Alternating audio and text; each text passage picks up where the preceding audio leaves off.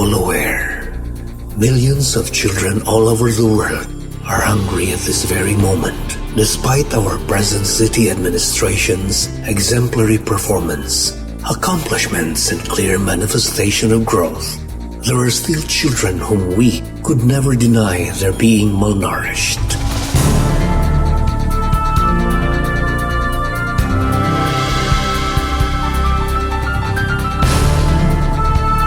What is really consoling is that the mayor's heart for the children, especially to those who are emaciated, works with his mind what is needed to alleviate, if not eradicate, this problem of hunger.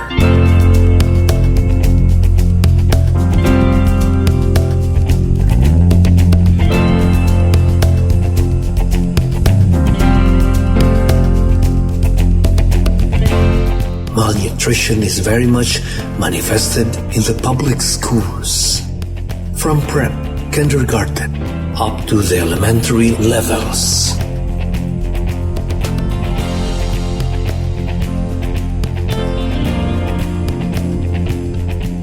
Through the office of the mayor, the Cebu City Nutrition Council, a program was created, Healthy Choices for Better Living.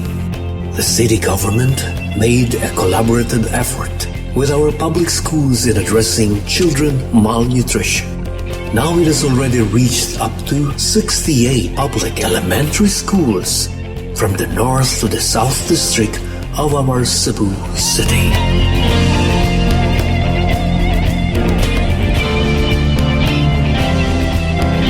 Unflinching efforts were made in conducting orientations on the supplementary feeding by the principals and teachers. We are happy and very grateful to have this school feeding program nga supported sa ato ang Cebu City Nutrition Council. Kay before ang among school feeding program is only kanang snacks ra nya on and off pag yun tungod sa amo ang budget, pero pag-abot ani ang support nato sa Cebu City Nutrition Council, ang atong mga bata na ana sila daily nga snacks, na nasa sila daily nga lunch.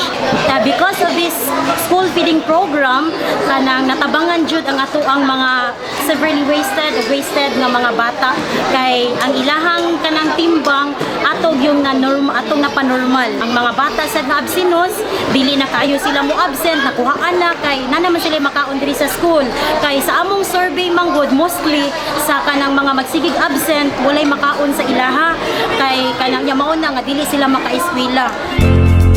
This statistic showed on the nutritional school status, which very recently reached 11,415 students on those classified to be severely wasted and wasted underweight school children.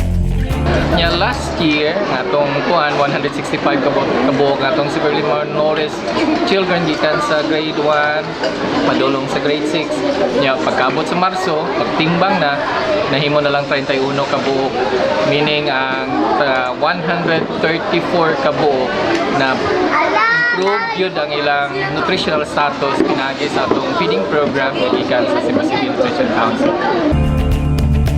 Parts of the program are the very essentials like the supply of the necessary equipment, cauldron, ladle, cups and bowls, pails and dippers, tables and chairs, spoon and forks, utility box, divider plate, table tap water dispenser, double burner and heavy duty stove with LPG tanks, refrigerator, and weighing scale.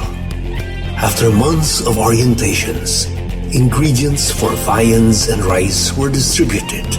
School-based feeding and nutrition education accomplished a complete feeding program with awareness of proper nutrition and diet. It features a concept called Pabasa sa Nutrisyon, where significant number of participants graduated.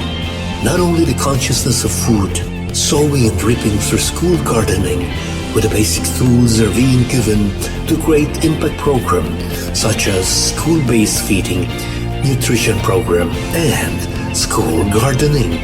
Distribution of tools and seeds were also available. Food production now plays an important role in proper feeding and nutrition by having Gulayan sa Paaralan. This program should help those who are emaciated, that the frail body should be alleviated, if not eradicated, that causes hindrance to one's learning. Kaming mga mahigugmaong sumpuanon sa kalibutan.